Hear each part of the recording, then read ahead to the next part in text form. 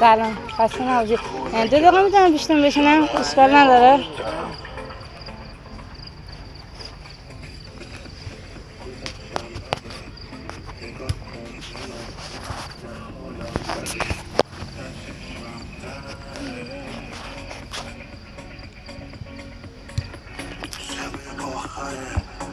تو اینجا چی کار میکنی؟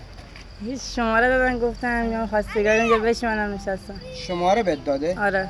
کی شماره داده؟ کی شماره بهت داد؟ ما غلط کردیم داداش. خانم اومد براش گفت میتونم اینجا بشینم، گفتم بشین. تو شماره به این دادی؟ ما گاه خوردیم داداش. بیا بگی نگاه ببین برو. اگر یه تو کدوم شماره گوشیش رد زد؟ بدل شده بود تو کدوم گوشیش زد؟ هر چی گفت. کدو زدم بگو. گوشی زد. کدو بگو کات کن شروع تو.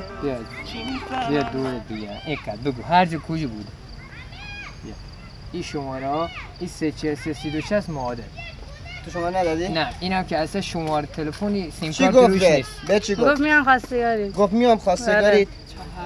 چی میگی داداش؟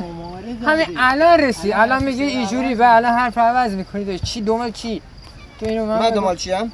نه داداش منظورم اینه که ما اینجا نشستیم کاری به کاریش که نداریم دورت بگردم. تو الان شماره دادی؟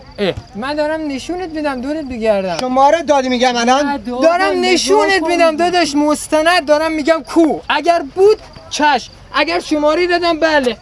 این الان داری میگه تو شماره دادی. الان کو آقا شما بیار پایین. داداش کنم خود داری الان من چی بگم؟ من کاری کردم داری چرا بغلش نشستی؟ چرا بغلم نشستی؟ من خوردم. ما 1 ساعت اینجا نشستیم عزیز. خانواده اونجا. شماره ندادی؟ خانواده اونجا بابا بگو گوش بیا. خانم نگاه کن. شماره من بود حرف الله اکبر. هر جا گفتی من. ما در این دوره مخفی میگیریم.